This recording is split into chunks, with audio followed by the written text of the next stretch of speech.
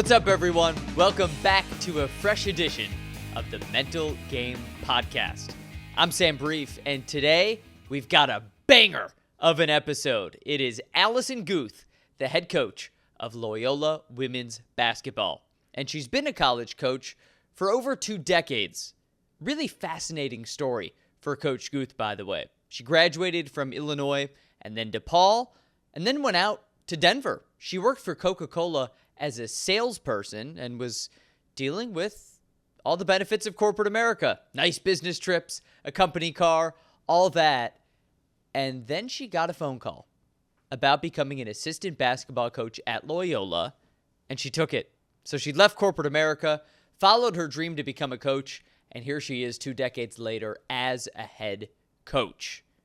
She is so locked in on the mental game. I met Coach Guth because I was broadcasting her team. I served as the voice of Loyola women's basketball this season. First time I met her, and I asked her a couple questions, and I heard her speak. One of the first thoughts I had up here was, she's got to be on the mental game because she thinks about these things very critically. She values mental health, and she speaks so beautifully about it. So that's why she's the perfect guest for the Mental Game Podcast. And I know that if you love conversations like this, which is probably why you're on the other end of the microphone right now, you will love this conversation with Coach Guth. So I'll get to it. Without further ado, the head coach of Loyola women's basketball, the great Allison Guth, coming up in 3, 2, 1. Welcome into the Mental Game, Coach.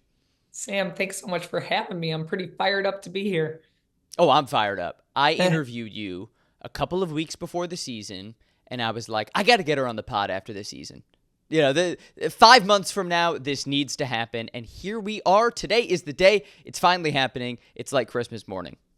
Sam, you're amazing. I felt your energy from day one, and obviously just am so grateful for you covering what you've covered, but this podcast in particular, the history behind it is pretty fantastic, and I just feel honored to spend some time with you today talking about something that is really important to me, really important to you, and I think going to hit a lot of different people in a lot of different ways. And I'll never forget, Sam, you asked me like one of the most out of the box questions when I first met you. So I know this is going to go a lot of different directions, Sam, and I'm jazzed to be here.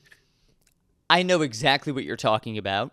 And for the listeners at home who don't, I'm almost positive you're talking about the food question. It was the food question. Yeah, That's exactly. I ask every coach of every team I've ever covered, I say, compare your team to a type of food. And do you remember what you said? I can't. Tell me what we were. I am 99% sure that you said that you were some sort of burrito. And you were alluding to the fact that in a burrito, you have a lot of different ingredients and you have a lot of different flexibility. And you might have a different burrito on a Monday versus a Wednesday. You know, you need your lettuce, but you also need your ground beef, right? Like, I love it. You were getting deep with the metaphors. What's funny is when you asked, I said I think it was something around the burrito taco based materials. Yeah, those are very flexible foods, right? Like we can mix and match a lot. So for a team that's diverse and eclectic like yours, I think it was perfect. So I love it. All right, well, we can only talk about burritos for so long. Let's get into the real ground beef of this thing. And Coach, I want to start with this. I told you I am good friends with and have covered other athletes who you've coached before. And I've watched you coach. So I know a little bit about the secret sauce of an Allison Guth program. And I know that something you do is what's called a positive circle. Is that right? Yes. So my understanding is that starting practice with everyone sharing something positive. Mm-hmm. Explain to me that concept, the positive circle, and what it is. Yeah, we took the positive circle concept from one of our assistants during my time at Yale, and they did it during their collegiate experience. And what the positive circle really helped our players do, we shifted when we did it because we used to do it on the court in a circle, and then we shifted it because we would do some pre-practice film and some different things in our film room at Loyola before stepping on the floor. And Sam, really the focus for us was allowing, I think, when you think about stepping into a classroom, which our classroom is the basketball court, but getting into a headspace and a mind space where you're going to be attacking something together. We were allowing for a space and place where our players were honored as just like humans first versus students of the game and what was going to be happening from a basketball perspective. And I think the positive circle allows for each class, first years, sophomores, juniors, seniors, whoever picks the day. We used to do it when I started it. The whole team gave like a positive circle moment of their day.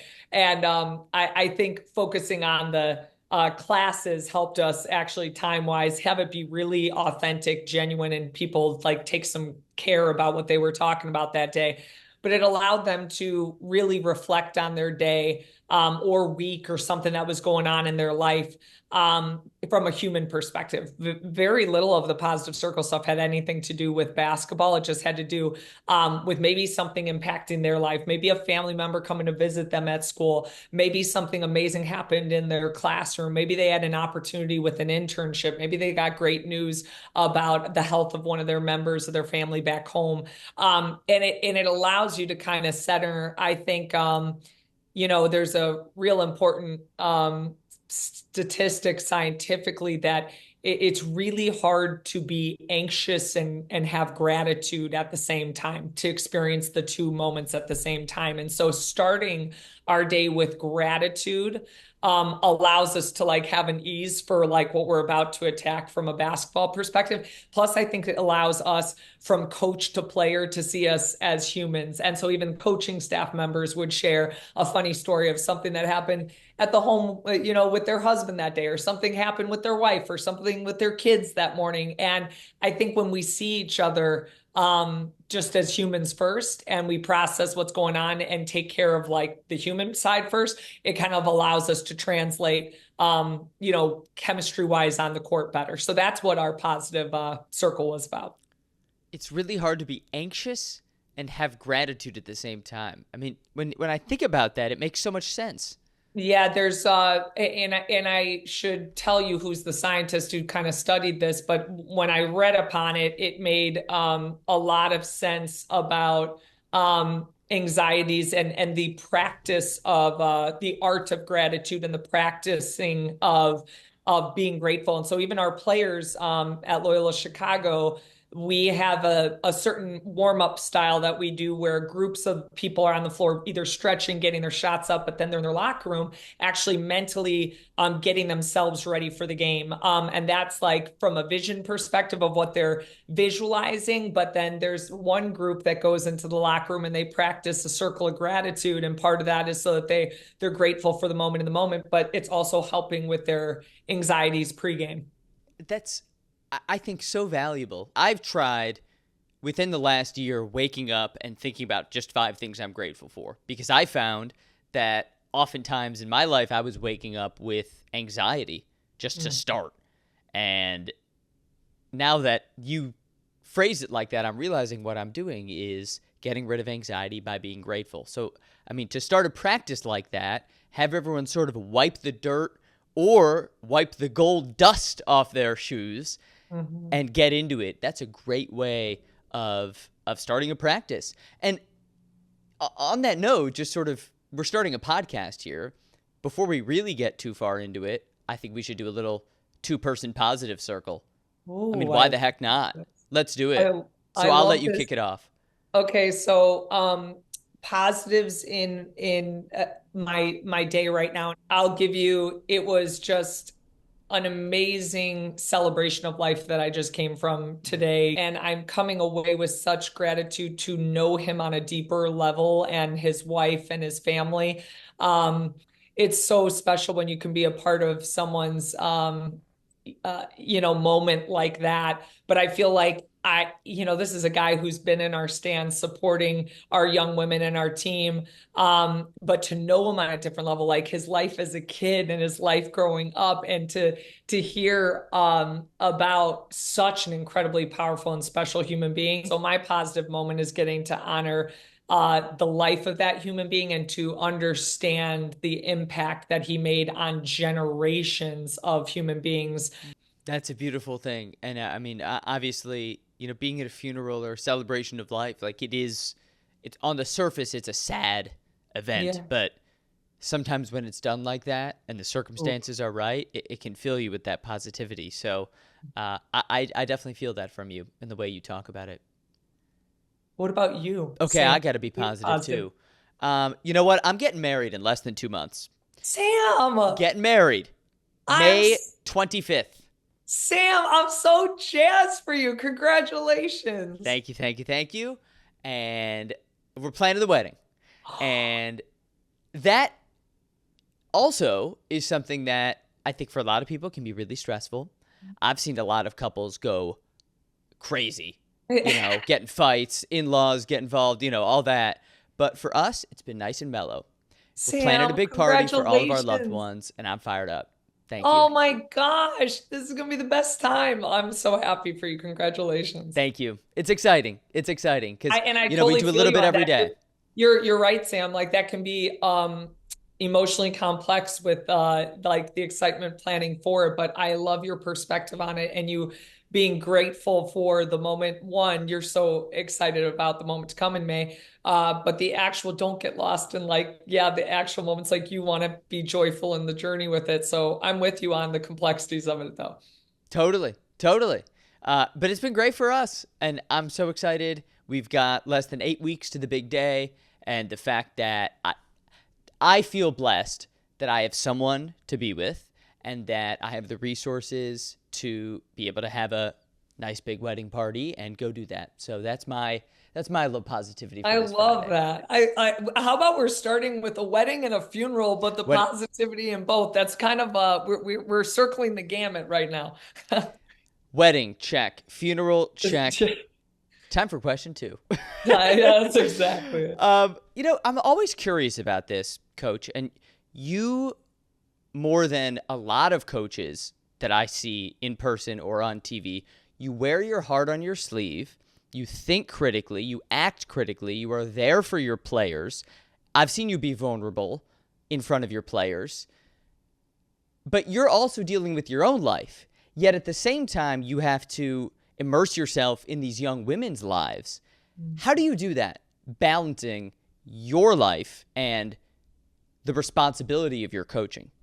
Wow, Sam. Well, first of all, thank you for just observing the way in which I do things and acknowledging that because I take it as actually a compliment because I think that one of the greatest things that I look for in leadership and look up to people that I lean into is vulnerability. I do think I'm drawn to people who are authentic and genuine. And I just find that the more we can keep it a buck with each other, the more we can keep it real.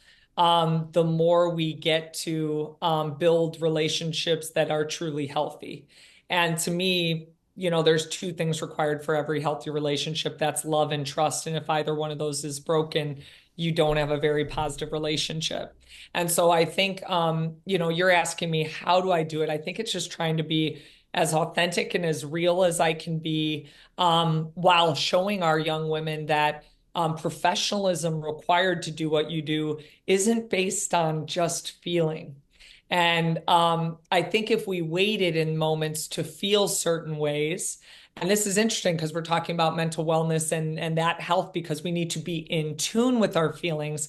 But I think there's a real importance to understanding emotion and having an emotional intelligence, but making sure we're not waiting for our feelings to dictate all of our behaviors. And what do I mean by that? Let's break that down into something simple, Sam. Let's talk about like, do I feel every day like I want to get up and run 4 miles after getting the boys to school? Okay. Do I feel like that's what I want to do? Not all the time. Like, could I enjoy something different in that moment? Yes, but I'm bypassing the immediate sense of a feeling, right? Like the immediate need of something else for the gratitude and the feeling I'm going to feel after when those endorphins are pumping through my body and I'm feeling good after that run. So it's finding ways to honor. Maybe today it's rainy. I'd like to be cozy. I'd like to stay inside for a second longer before I make that move. But what is the risk reward? What am I giving up or getting? And a lot of times, how am I honoring the emotion and the feeling? And at the same time, like, how is my behavior affected by that? So I think, like, when I think about leading the young women that I've been able to, and being so lucky to be in put positions to be able to build relationships, because the teacher and the student, it's a two-way street. Like, the things that I have learned from our students, from them to me, when you enter that environment that way, it's so powerful. But I try to serve as an example where, I'm trying to be the furthest thing from what's posted on social media. And what I mean by that is, like, I don't want to be a pump fake. Like, I think social media is probably one of our main causes of why our mental health is the way it is. I've been a firm believer in that from the minute I became a head coach, but way longer before that. I never even had a Facebook page until I became a basketball coach, because I needed to have that out there to connect to recruits sometimes. What I mean by being the furthest thing from it, I want people to see the tough days too. I don't, it's hard. It's really hard. I've gone through some of the most personally challenging things since I've arrived at Loyola Chicago than I ever anticipated even going through in my life. And some of those challenges and those moments of grief and those moments of self-reflection, it was scary to go through on a public level, but to be sharing, certain things that I was going through. But I got to tell you, I think when your players see you, whether it's navigating the challenges of motherhood, whether it's, navigating the busyness of the schedule or the transition of what college basketball is becoming, or whether it's simply going through life things, family members' health stuff, different things like that. The more that we can share in each other's journey of what life, this beautiful thing we call life is, and how we lean into each other and how we honor moments, I really think it garners a more real experience, and one that people want to be riding with, like, want to be in the trenches with people like that. And so I just look at our players and I mean, the adversity that they have faced in their lives. I mean, I didn't grow up and go through a pandemic like they did as high schoolers and college kids, and lose time with friends and social interactions and those different things. And, the way the world is, like, there's certain challenges and things. And these are young people tackling big issues, and we as adults don't even know how to tackle some of these issues. So the willingness to say, I don't know about that, or I don't know how I feel about that yet. I actually have to formulate a thought on that. And that might take me 5 years from now. The ability to sit in something, to allow for transparency, is a really beautiful thing. And when people can see people being more human and living the experience, I think it creates a deeper bond. And part of being human is just reacting on the fly, right? Reacting to your gut, trusting what's in there. And I know as a coach, it's like, basketball is a great teacher for you, right?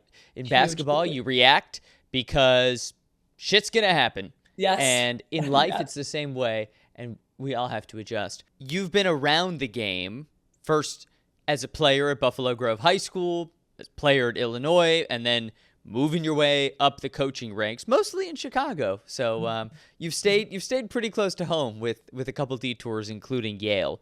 But you've alluded in conversations before to some of our industry and basketball's collective failures in the mental health world that we feel like we're sort of rectifying now, or trying to at least.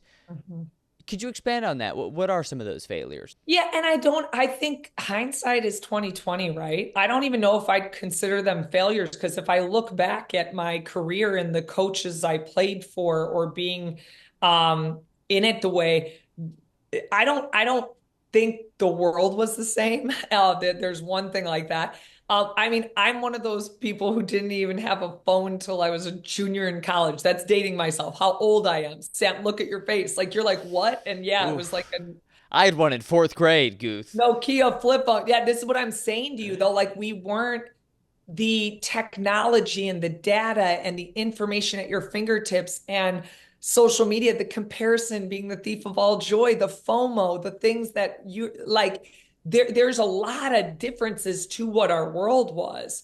And so I don't even know if they're necessarily failures, but maybe failures to adjust with where life was. And I think more so I would say, I think we took for granted what we could do as educators, because coaching is in the field of educating, what was in our wheelhouse to truly impact our players' holistic experience. I think we could say that on a lot of levels.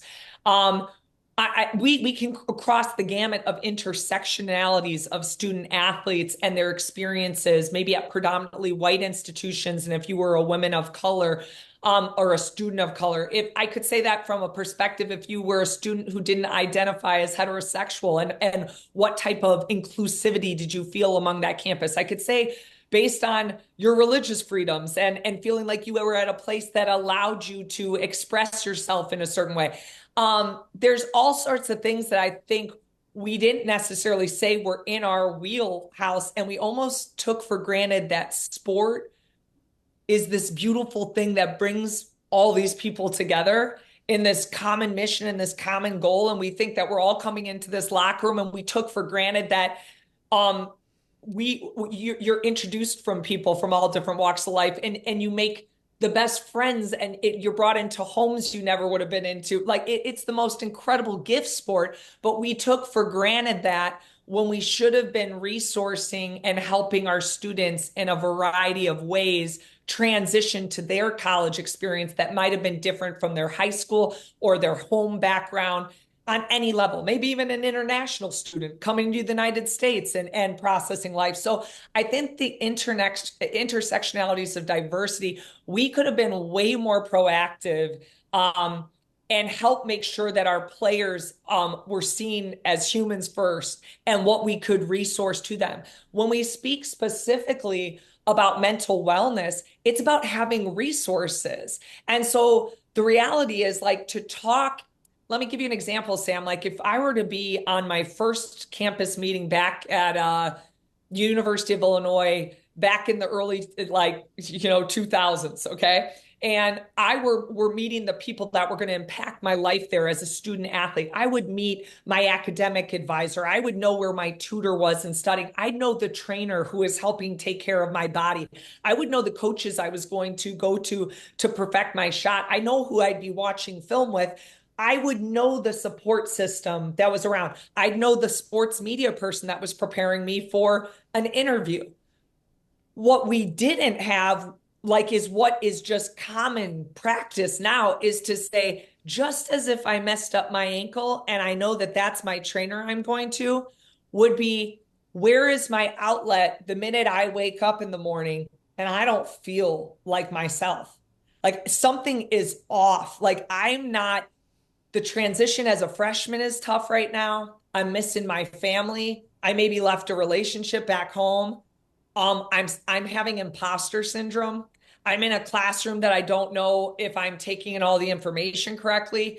I'm having an adjustment to basketball. I used to be the best person on the team, and I don't know what's going on here. And I'm having a confidence issue. And who the heck do I go to then? And the reality is, a lot of this is like the first time feeling, especially as student athletes, that we're not fitting, or that we're not succeeding in some way. And that's very uncomfortable to feel that.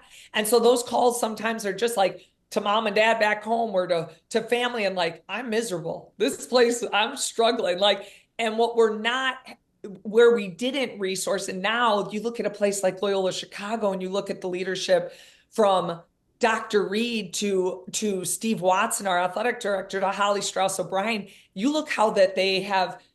When I interviewed here, it was one of the most impressive things when I came into this place. You look at the way that they have said, this is so important to us that we will have 2 full-time workers in the athletic department that are devoted to our student athletes, right?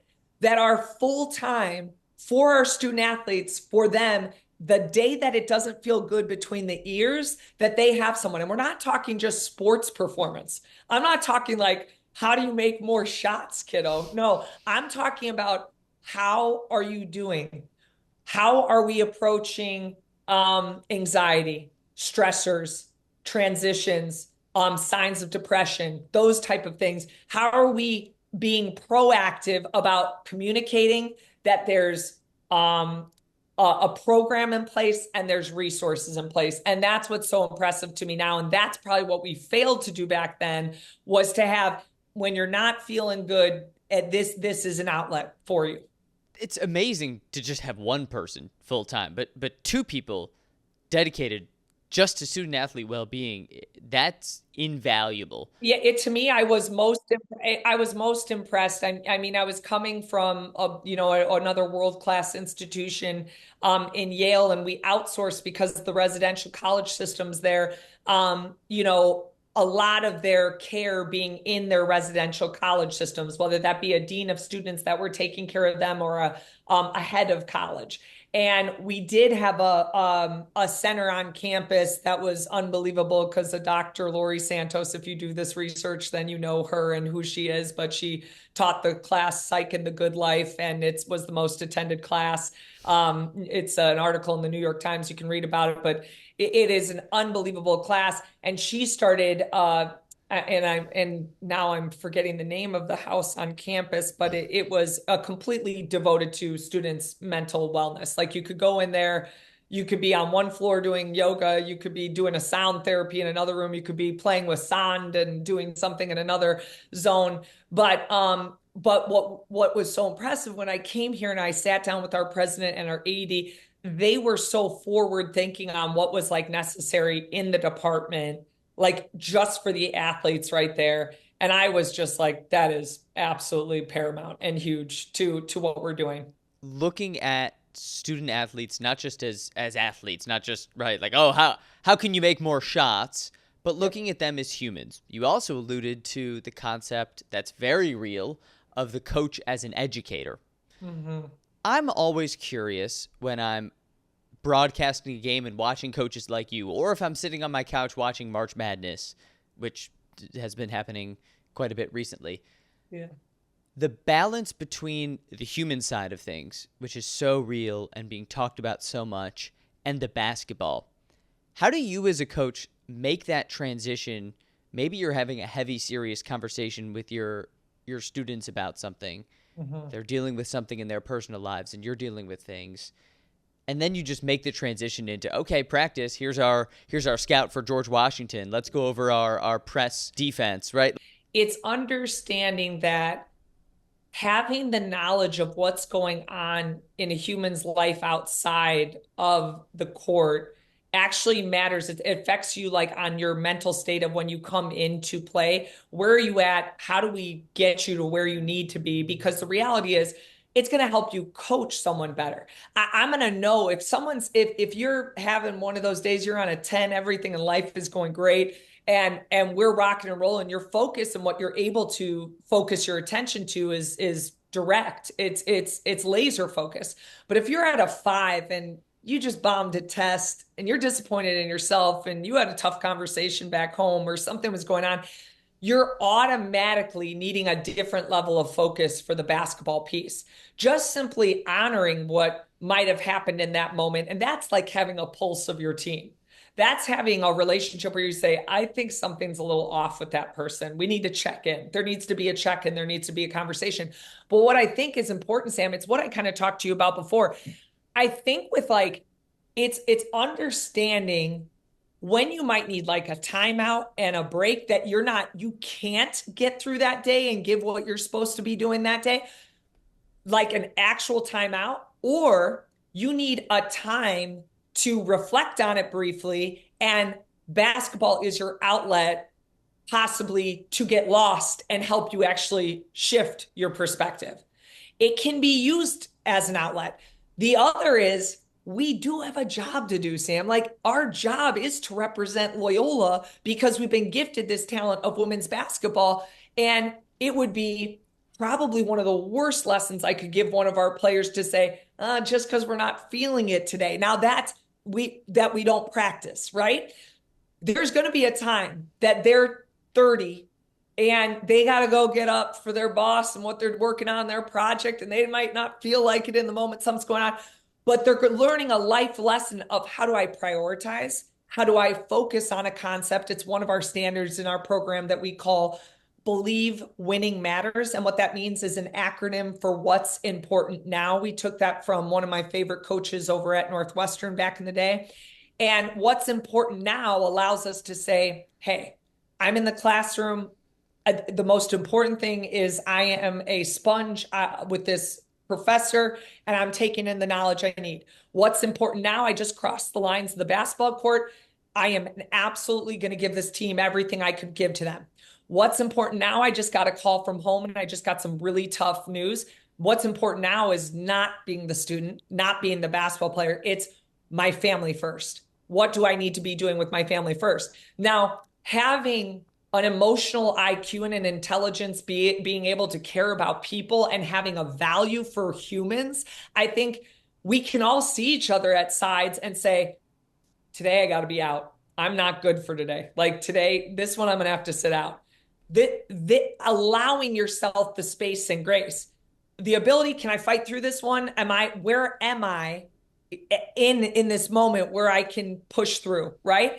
And I think that's what's really unique about sport and talking about mental wellness and health, is because as athletes, we are pushed physically and mentally to different points. We're pushed to places, and coaches in particular are tasked with bringing you to a place you never thought you could be. That mental fortitude and strength, I hope for our players, brings us to a place where we could be strong and healthy. The point is not to be mentally broken.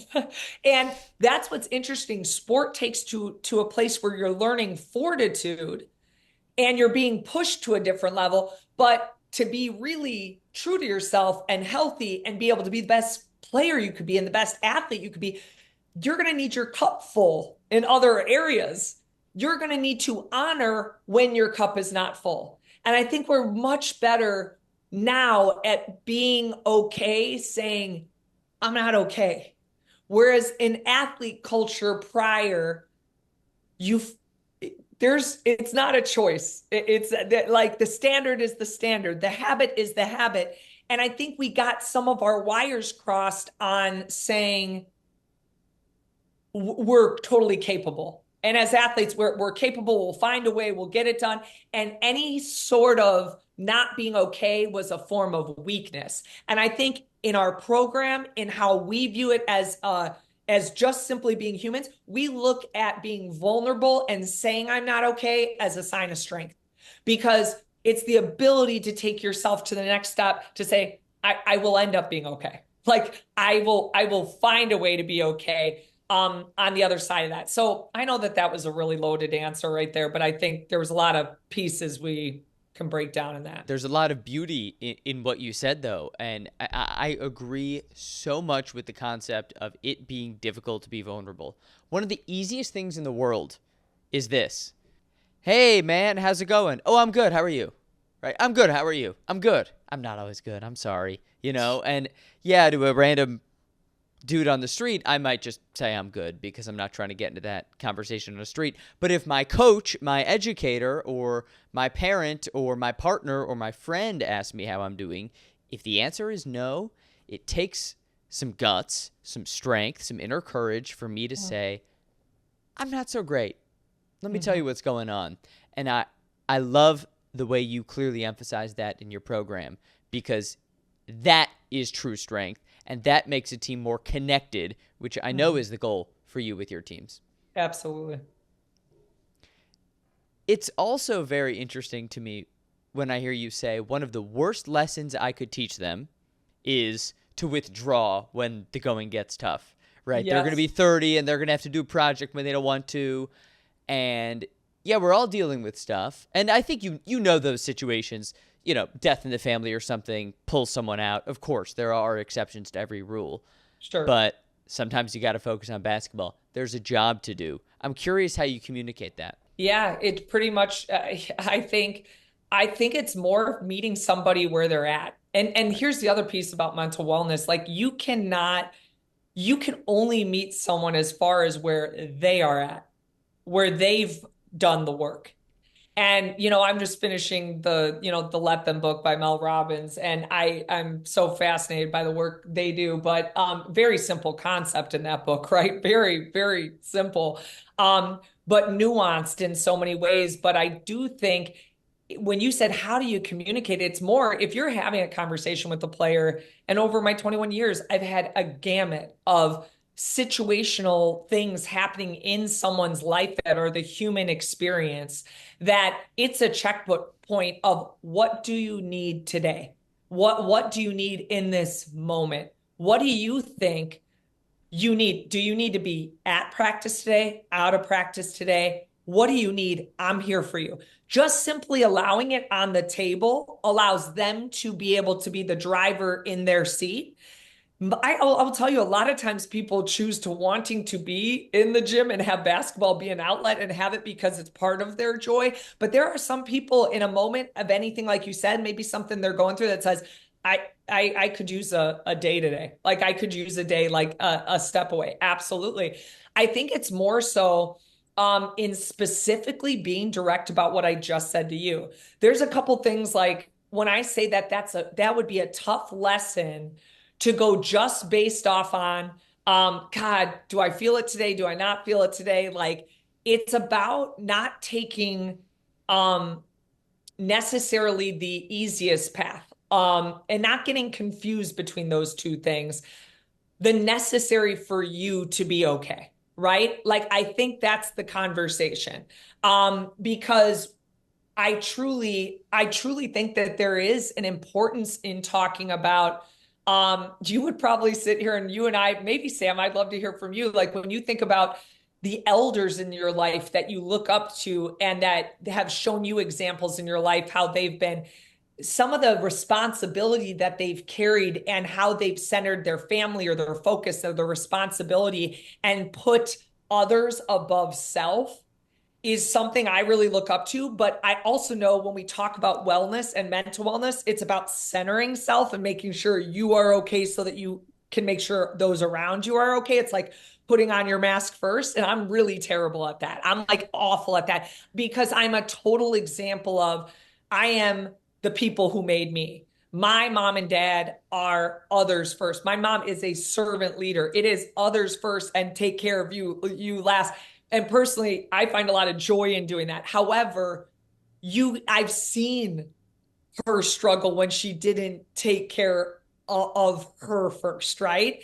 And so I think it's that like concept that what I'm bringing up, looking up to elders and those things, because I think when we talk generationally, people want to talk, are we talking about mental wellness days? Man, if I could raise my hand and get a mental wellness day from work and not have gone on this day, man, let me tell you about that day. And we look at it more as a sign of an escape route or an avoidance. I think that's where we have to be real with ourselves and keep it a buck with ourselves. How am I doing? What's going to get me in a better headspace? What's going to make me feel better as a human that I can show up the way that I need to show up for myself and make sure that I'm still fulfilling my responsibility. We're teaching a work ethic too. We're teaching like how to carry yourself mentally strong and healthy and how to build a path for being solution based.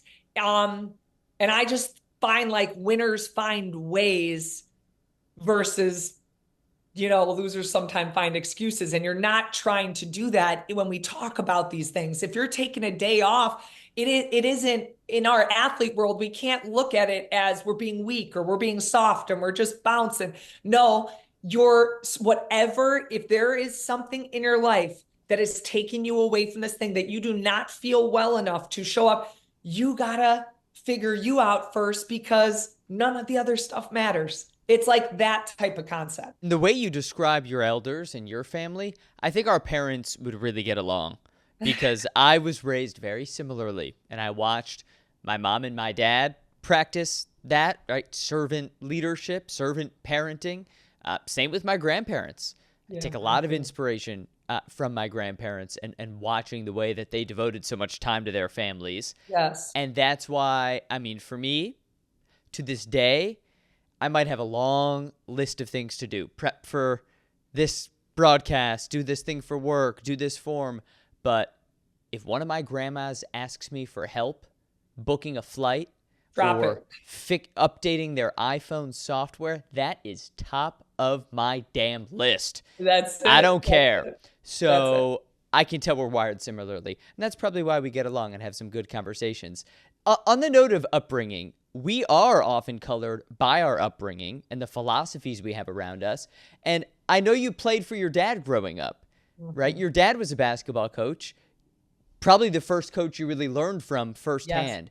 The Yes. influence of that on you, how did it affect you as a coach? It was so special. And I think I look back on it now and it is so cool to look back now because, we didn't, Sam, at that time, have any girls teams and sports when I was growing up. And I know that's dating me, but from second through sixth grade, I played with the guys. And my dad ended up getting into coaching so that he could like coach the team while I was playing with all these guys. And he himself loved playing basketball. He was a better baseball player than basketball player growing up, but he loved just our involvement in it. And I was just the first one to really, really fall in love with it and be into it. I literally could close my eyes and like I hear sports talk radio on in his car, me being in the passenger seat and just the smell of what the leather ball smelled like on our way to practice, like after church on a Sunday morning. And like, it's some of my greatest memories. And I just think there's so much that's taught through sports. So like the lessons that he was teaching, he loved being a student of the game. He was coaching youth like second to sixth grade guys basketball, and yet he'd be going to coaching clinics and stuff and learning because he was a mechanical engineer. Like he played, loved it, but it wasn't that he ever had coached officially in his life. But I think his passion for the game.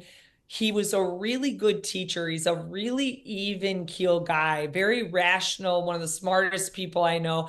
And so I think teaching for him, he was really good at like explain it to me like I'm three, And now with the 5 and 3 year old that we have, I'm the same way. Like if somebody can simplify things for me and I can understand it, I'm like, ooh, simple brilliance. Like keep it that way.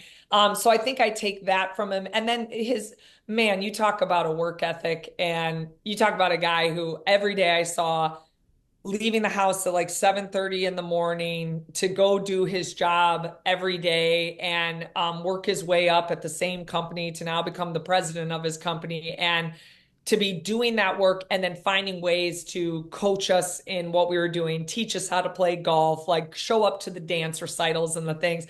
You talk about a work ethic and then just like a responsibility to family. I think it's centered who I am.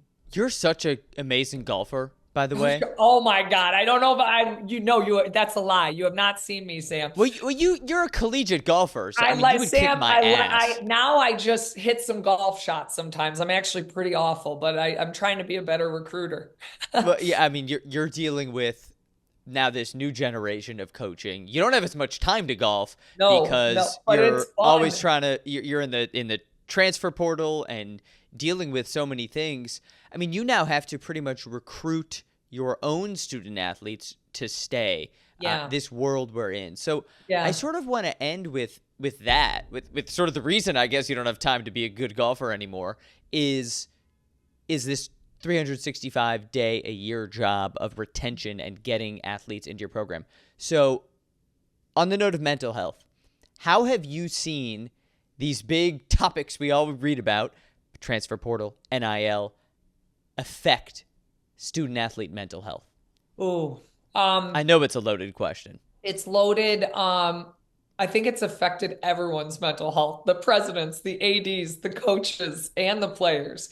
Um, I think we're in a real unique time. I'll tell you that I look forward to experiencing it and am in full support of trying to help our student athletes both market themselves and take a gift that they've been given and a talent and help it provide for them and their families. I think it's an incredible opportunity with name, image, and likeness, and that within the right framework and the right regulations, it could be done in a really, really powerful and beautiful way.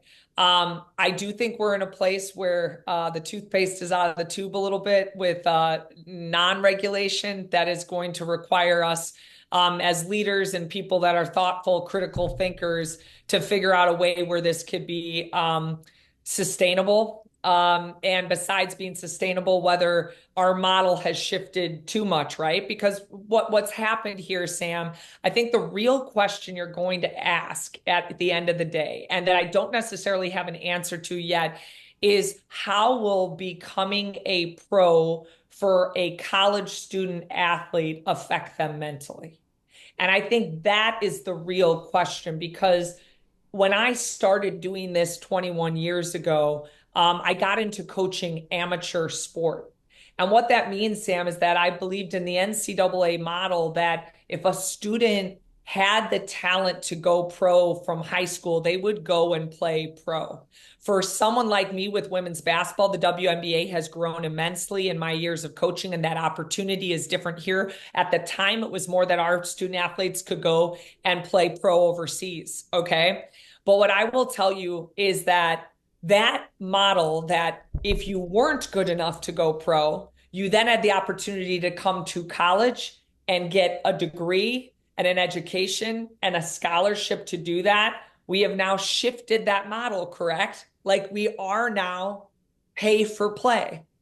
So now opting into things like revenue sharing and those things, now it is semi-pro. And so what your question is, how will it affect the mental health of student athletes? I need time, Sam, to answer that.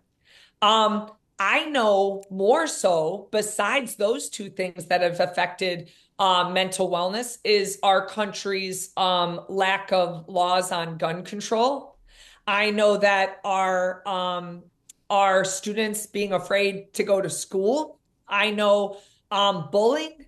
I know mental health issues based on anxieties and depression. Again, I'm going to link to social media. I know that families have shifted, and we are in a state where, you know, where I grew up and somebody could possibly stay home and somebody could be earning a living. We need dual incomes. That's a major shift in our culture and society, that two people be bringing in incomes to raise a family. That's changing dynamics of who's even raising our children, right? Those things are absolutely impacting our young people. Understanding the hard truths of our history of this country, and recognizing things that we have not taught in our educational backgrounds. Like, there are so many things that have affected the mental well-being of our students and our adults in this culture right now, that right now we're probably living in the most polarized time. And leadership in this moment is at this point, in my opinion, we're yearning for humanity in leadership, like, and people to focus on humanitarian issues and get back to those things. So when you ask me name, image, likeness, I know that's a loaded question or loaded answer I just gave you in terms of like way more. It's really, how will we adjust to committing to a school, but it's now a pro system? It's not, it's a semi-pro system. How will, Sam, the high schoolers be affected mentally that don't have the opportunities to go to college on scholarship anymore? Because where are we recruiting out of? College. This is, the whole model is shifting. And so I can't honestly answer how it's going to impact. How does a 17-year-old, it'd be, maybe you could do studies on 17 and 18-year-olds, maybe go back to LeBron entering the NBA and what he was anticipated to be and expected to be, bypassing college. Now you got high schoolers that are going into a semi-pro system who need to be treated like pros, That's a different experience.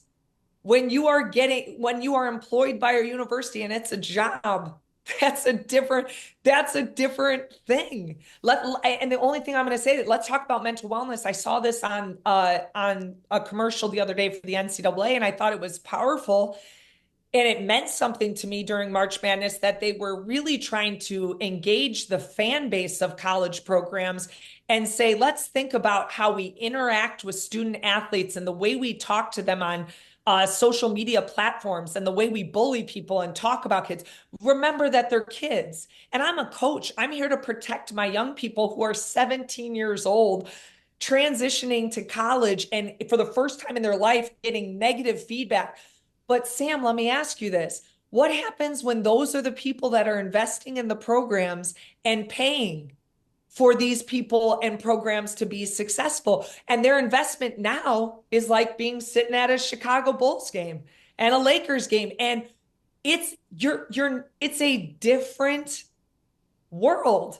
It's not the same. And so I am very intrigued with how it's going to impact us all. I think we're too early in the infancy stages to really understand. But to me right now, there's so many variables right now in the world and factors that play a role in it that we have to be in tune with. And I love the way you frame those other issues.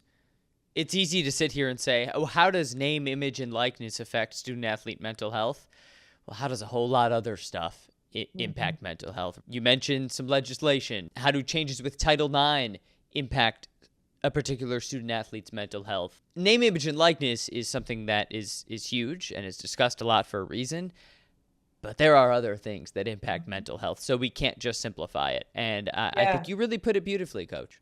Well, thank you. And I do think, this, how you manage a locker room. And more importantly, I always think about how you lead, because managing is managing tasks, but you lead humans and you lead people. So how do you lead people through these things that are going on in the world? But then more importantly, to the exact question of name, image, likeness, and what we're talking about, revenue share and these things. Now you're handling your locker room a different way, where your locker room is looking at each other and saying, okay, we were all on an even playing field. I knew what we were all here doing together as a unit. Now, I'm a GM, right? And it's roster management and it's retaining and it's those things. And so it's all really unique. But one thing I'm so proud to be at Loyola Chicago about, and so proud to work for a president who believes in, having, athletics serves as such a creative point for like success in life, to be to understand how powerful the academic opportunity is here at Loyola Chicago, but to know the athletic prowess and how it can open doors for our student athletes and how they'll be so prepared for life after, because the lessons they're learning in it. And I will tell you, like, with all those factors in mind, I'm just proud to be at a place that will never become transactional. It's all about relationships. We are going to find ways to support our athletes in the best ways we can. But it's exactly what we started this conversation with. To have two people devoted to their mental wellness at the forefront and to be one of the first leaders in that shows you how we're caring for our student athletes. It's never going to become transactional. This whole place is set on the fabric of like creating the best version of the humans we can. And so I'm thankful I get to work at a place like that. And all the rest we'll deal with as it comes. And I know they're in good hands with you to keep it going. Now, Coach, I promised you one thing at the start of this podcast, and it was that if you're late to pick up your kids from school, it will not be my fault. Sam, so I will go. Let you do that. You're the best, Sam. Thanks so much. I really appreciate the conversation today. It was really wonderful. And I can't wait to listen to more of your conversations so I can learn as well. And I can't wait for the same. And I will say, I also can't wait to book you for round 2. We had some great conversations here today, but there's a lot more to come. So I'm looking forward to the next one. And Coach, I really appreciate you. Absolutely. You too. Have a great weekend, Sam. And good luck with the wedding. I'm excited. Woo! Party time. Thank you, Coach. I love it. Bye.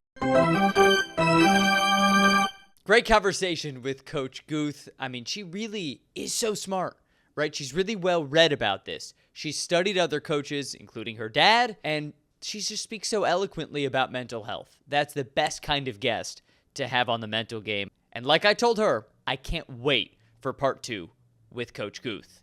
Now, she mentioned this at the beginning of the podcast, the whole food thing. Now, yes, I'm a broadcaster, and I always love to ask coaches, hey, describe your team through the lens of food. What kind of food is your team? And she gave me the great burrito answer. Now, I got to say, I've had some coaches give me cop-outs. I've gotten, oh, my team is a salad bar, not a food. I've had, oh, my team is a build-your-own sandwich place. Not a food, more of a concept.